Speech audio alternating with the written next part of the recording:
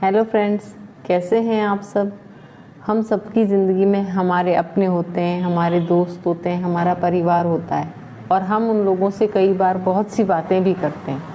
लेकिन कई बार आपने फील किया होगा कि हम जो बात करते हैं अगला उतना ध्यान से सुन ही नहीं रहा होता, उस बात पर ध्यान दे ही नहीं रहा होता, और यदि सुन भी रहा होता है तो पूरी उपेक्षा के भाव से।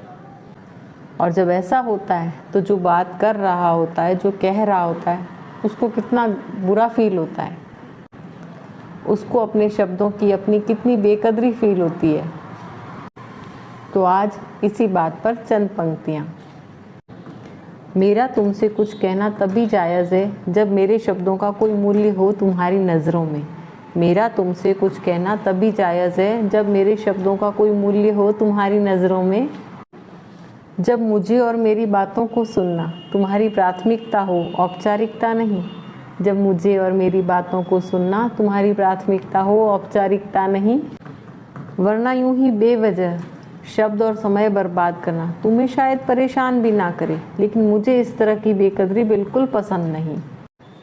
वरना यूं ही बेवजह समय और शब्द बर्बाद करना तुम्हें तो शायद परेशान भी ना करे, लेकिन मुझे इस तरह की बेकदरी बिल्कुल भी पसंद नहीं।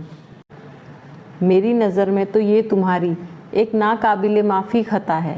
मेरी नज़र में तो ये तुम्हारी एक नाकाबिले माफ़ी खता है। मेरी चुप्ती खामोशी के अलावा जिसकी अब और कोई सज़ा नहीं। मेरी चुप्ती और गूंजती खामोशी के अलावा जिसकी अब और कोई सज़ा नहीं। मेरी चुप्ती और गूंजती खामोशी के अलावा जिसकी अब और कोई सज़ा नहीं। तो अब से जब कोई आपकी बातों की बेकदरी करे, जब कोई आपकी बातें सुनकर अनसुनी करे, तो उसे अपनी खामोशी उपहार में दे दीजिए। तो अब से जब कोई आपकी बातों की बेकदरी करे, जब कोई आपकी बातें सुनकर अनसुनी करे, तो उसे अपनी खामोशी उपहार में दे दीजिए। आप सभी मित्रों का तहे दिल से शुक्रिया।